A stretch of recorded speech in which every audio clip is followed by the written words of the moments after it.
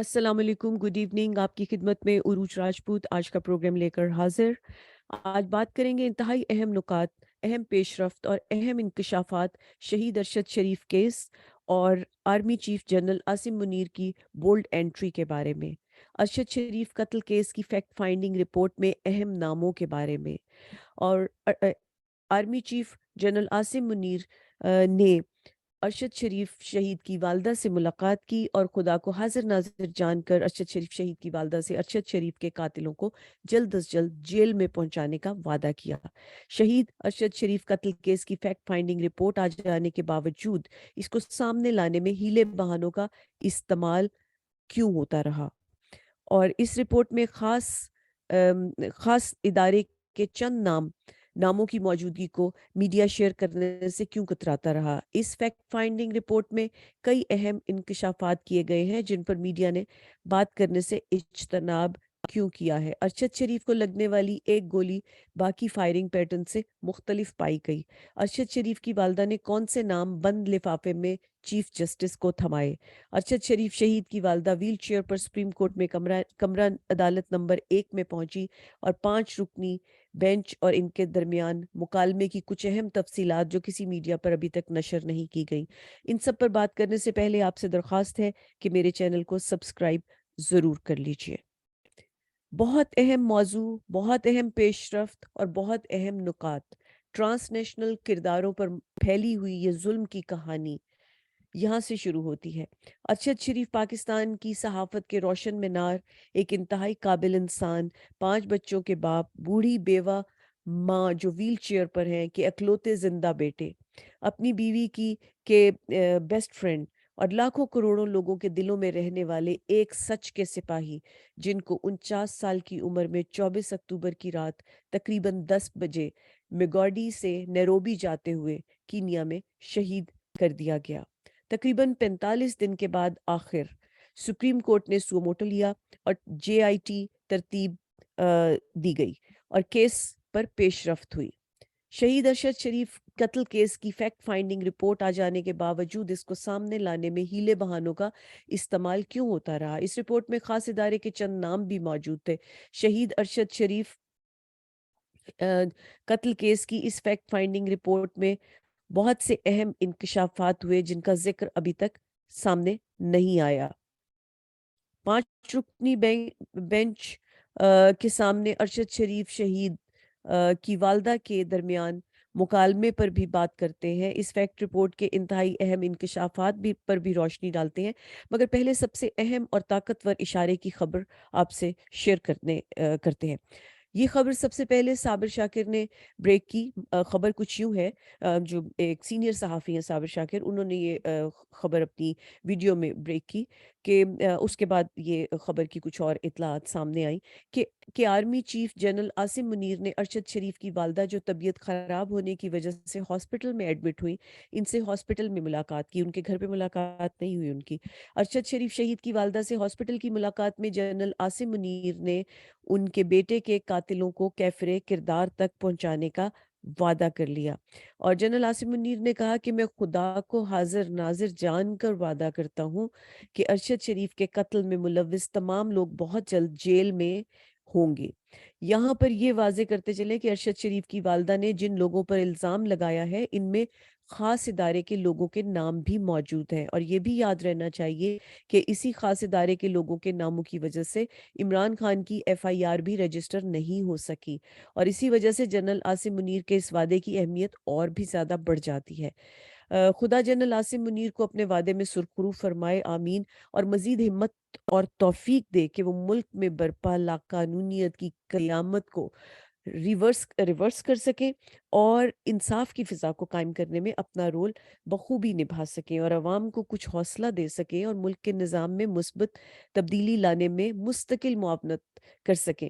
اور نیک اور مثبت کام کرنے میں خدا ان کے حوصلوں کو طاقت اور بلندی عطا فرمائے، جذبوں میں عمران خان کی طرح مضبوطی اور استقامت عطا فرمائے، آمین ثم آمین. ارشد شریف شہید کی والدہ ویل چیئر پر سپریم کورٹ میں جب کمرہ عدالت نمبر 1 میں پہنچی، وہ ویل چیئر پر اپنے بیٹے کے قتل کیس کے سلسلے میں 5 رکنی بینچ کے سامنے گئیں، اور اس 5 رکنی بینچ اور ارشد شریف شہید کی والدہ کے درمیان مکالمہ ہوا۔ یاد رہے کہ اس سے پہلے ارشد شریف خود بھی اپنی زندگی، اپنی جان کو لاحق موت کے خطرات سے بچاؤ کے لیے عدالتوں کے چکر کاٹتے رہے۔ اور کتنے دکھ کی بات ہے کہ میڈیا کے اتنے نامور صحافی ہونے کے باوجود، اور اتنے صحافی بڑے بڑے جو اپنے آپ کو سینئر بھی کہلاتے ہیں، وہ سب مل کر ان کے لیے کچھ ایسا نہ کر سکے کہ ان کو کوئی پروٹیکشن ہو جاتی۔ اور صد افسوس اور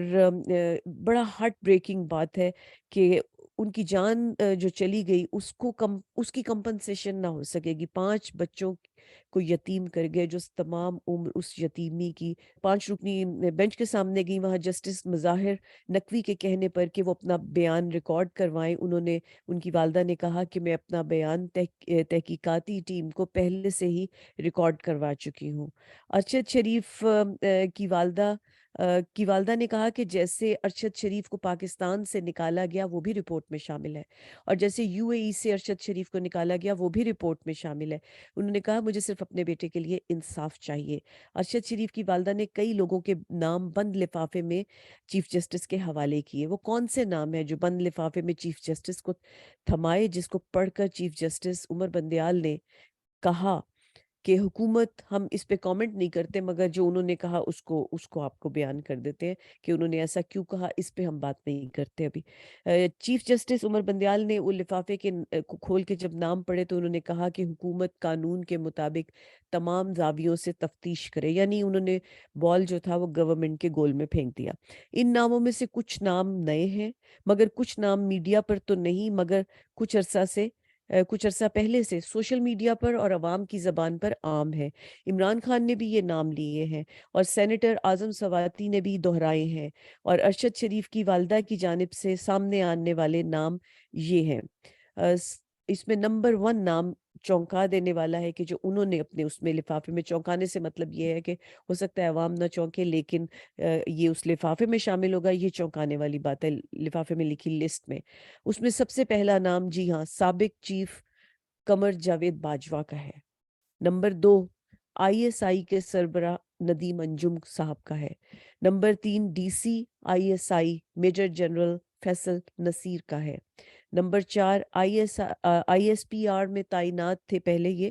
ابھی بھی شاید ہو، بریگیڈیئر شفیق کا نام بھی ارشد شریف کی والدہ نے لیا ہے۔ نمبر 5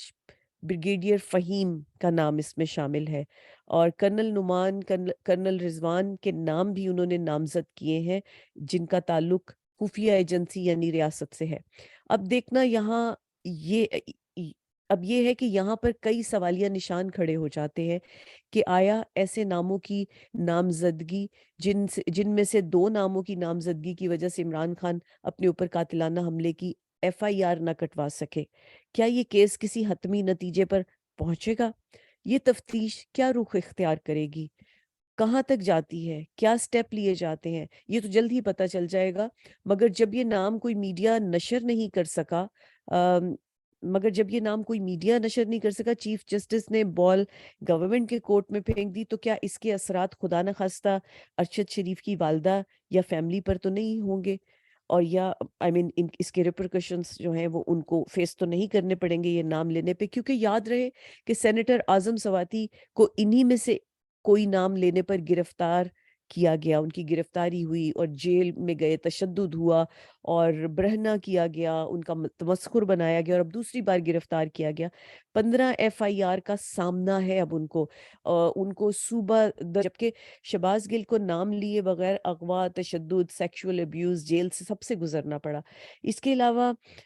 یہ سب یاد دہانی کے لیے کہ جب ایسے نام تھے تو یہ کچھ ہوا ہے، تو اب کیا ہوگا کیس کے ساتھ۔ اس کے علاوہ جو نام اس لسٹ میں شامل تھے، ان میں کینیا میں وہ 2 اشخاص جن میں سے ایک وقار احمد، جس کے گھر پر ارشد شریف مقیم تھے، دوسرا وقار احمد کا بھائی خرم، جو قتل کے وقت کے واقعہ پیش آنے والی رات ان کی گاڑی چلا رہا تھا، یعنی ارشد شریف کی۔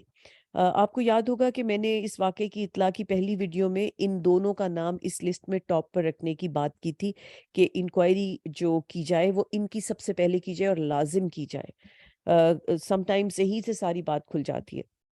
اور یہ ملوث ہو سکتے ہیں فرسٹ ہینڈ، اور نہیں بھی ہو سکتے، مگر بہرحال اس امکان کو ہر حال میں انکوائری کی جانی چاہیے تھی شروع ہی یہاں سے۔ لیکن آپ کو یاد ہوگا کہ انکوائری کو بھٹکا دیا گیا تھا، ڈے ون سے یہ کہا گیا تھا کہ ٹارگٹ کلنگ نہیں ہے بلکہ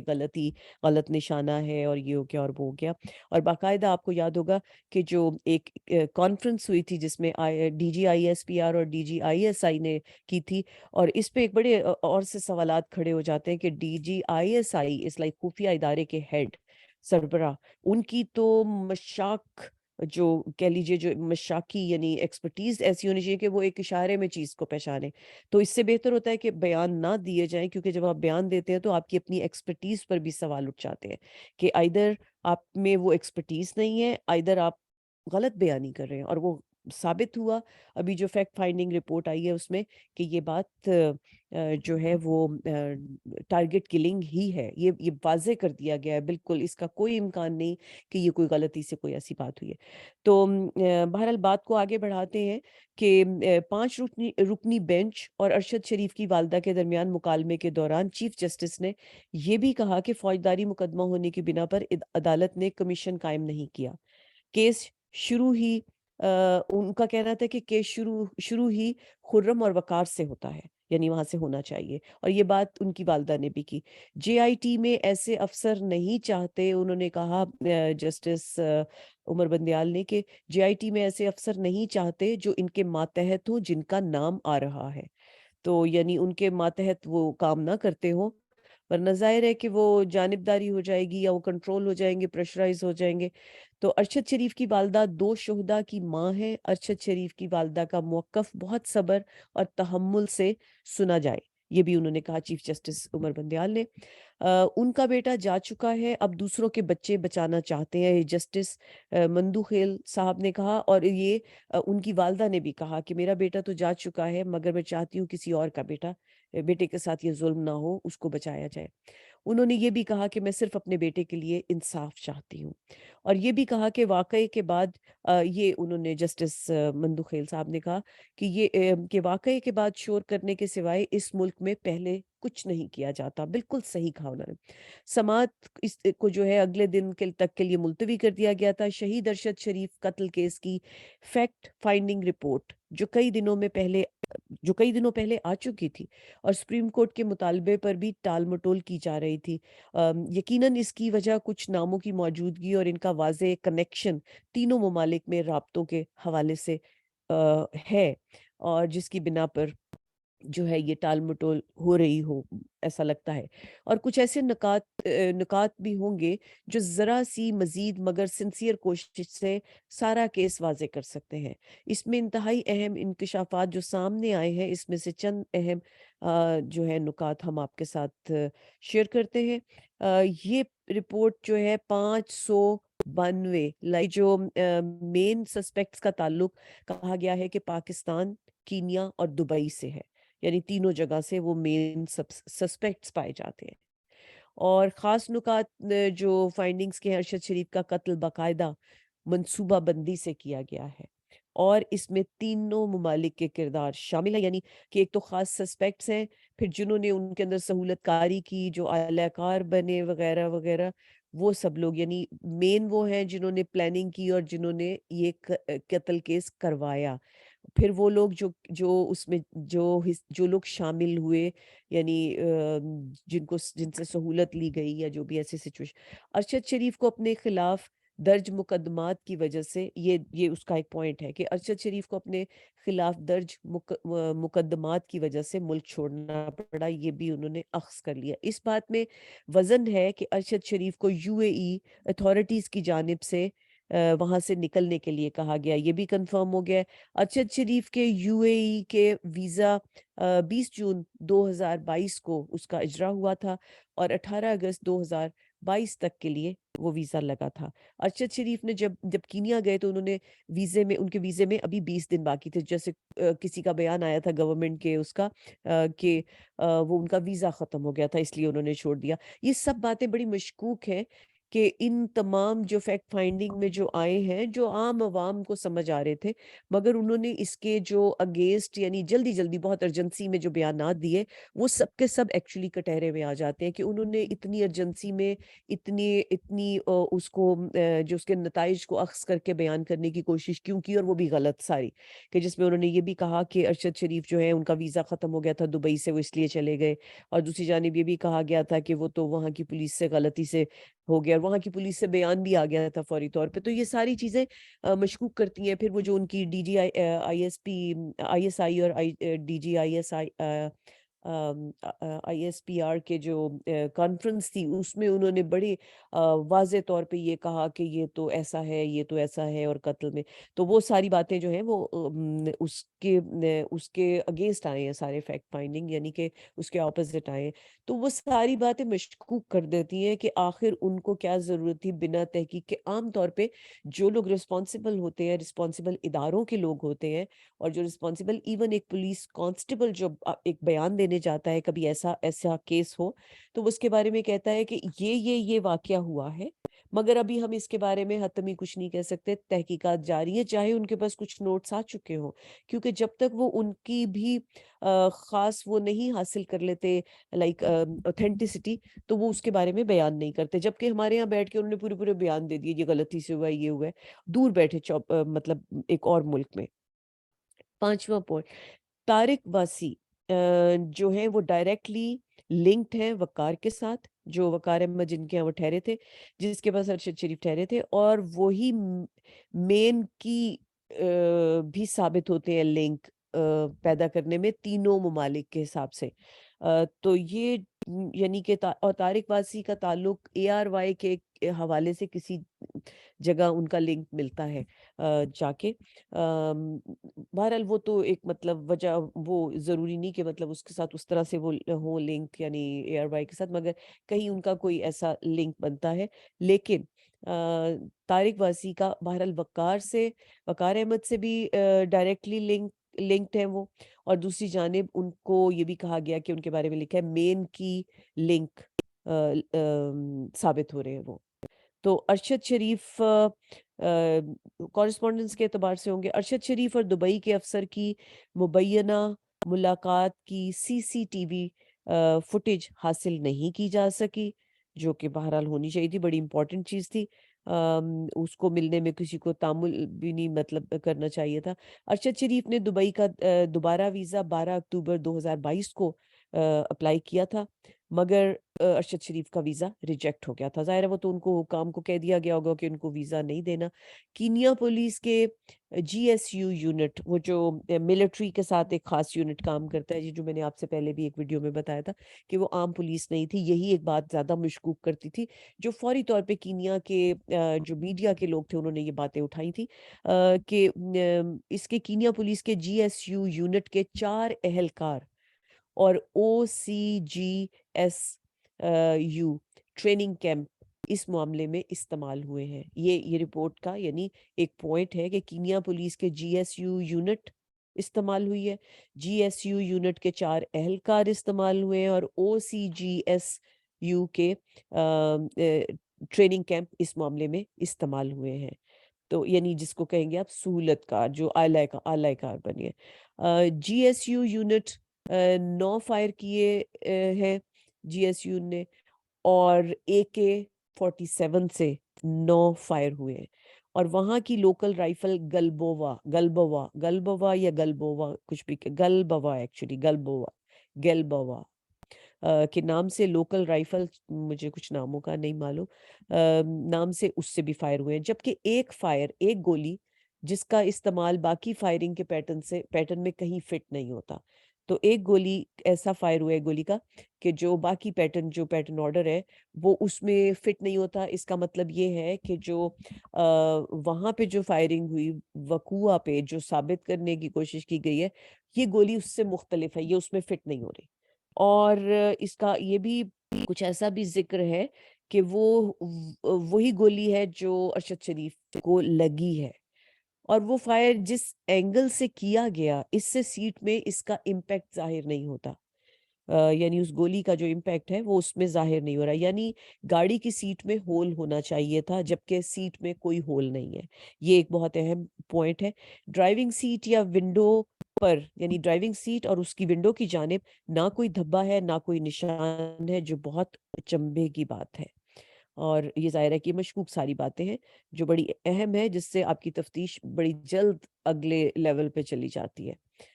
کہ جو کہانی بنائی گئی جس نے بنائی، اس کے لیے اثر و رسوخ یا پیسے کا استعمال ہوا ہے۔ یہ بھی یعنی اس کو بھی اخذ کر لیا گیا ہے کہ اس مرڈر کے لیے اثر و رسوخ یا پیسے کا استعمال کیا گیا ہے، یا دونوں کا ہو سکتا ہے۔ رپورٹ کے مطابق وقار احمد کے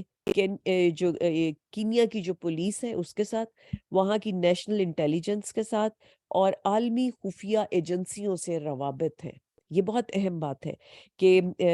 وقار احمد کے کینیا کی پولیس کے ساتھ بھی تعلقات ہیں، کافی روابط ہیں، وہاں کی نیشنل انٹیلیجنس سے بھی ہیں اور عالمی خفیہ ایجنسیوں سے بھی ہیں، اور وہ کینیا نیروبی میں، یعنی اور جو نیروبی میں جو یو ایس اے کی ایمبیسی ہے اس کے کانٹریکٹر بھی ہیں، یعنی وقار احمد اس کے کانٹریکٹر بھی ہیں۔ یہ بڑے اہم نکات ہیں۔ وقار احمد نے ارشد شریف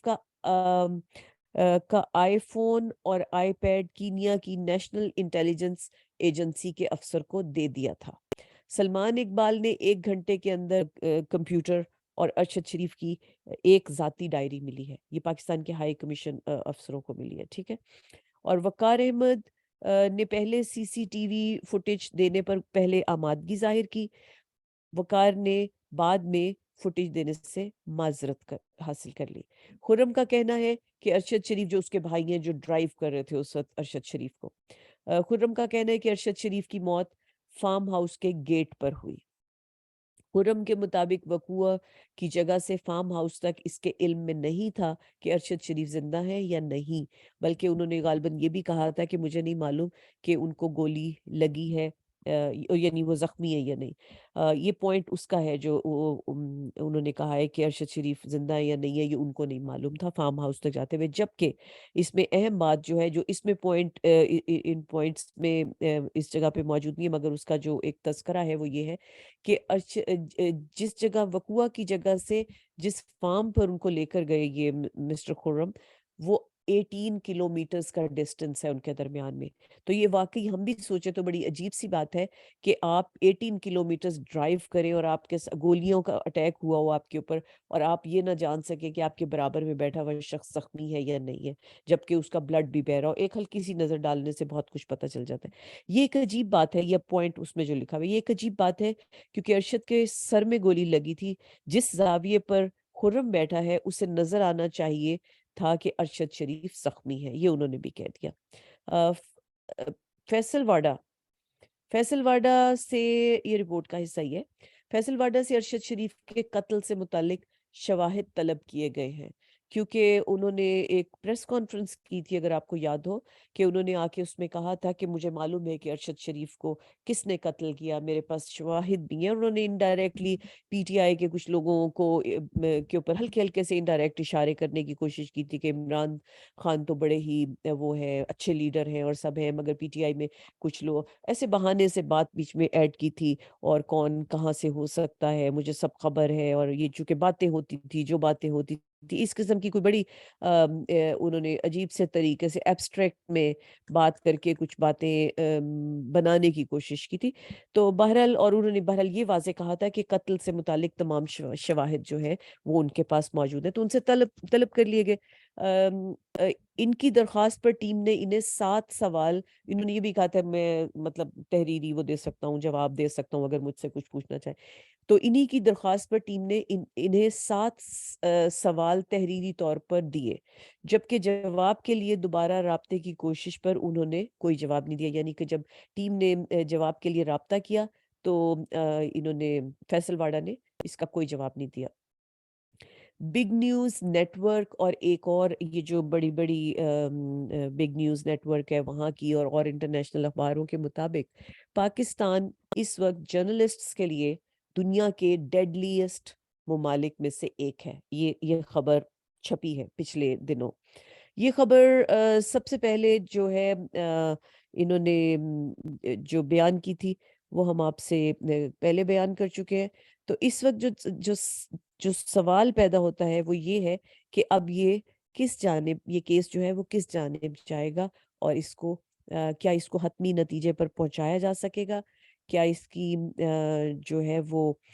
ایک باقاعدہ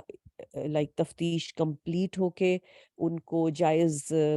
جو لوگ اس میں انوالو ہیں ان کو گرفتار کر کے جائز سزا دی جا سکے گی یا نہیں؟ یہ بہت بڑے سوال ہے، مگر وہیں پر جنرل عاصم منیر کا وزٹ جو ہے ان کی والدہ کو ہاسپٹل میں، وہ ایک بڑا امپورٹنٹ نقطہ ہے۔ خدا کرے کہ خدا ان کو حوصلہ اور ہمت دے اور ان کو توفیق دے کہ وہ انصاف قائم کرنے میں اپنا اہم رول جو ہے وہ ادا کرے۔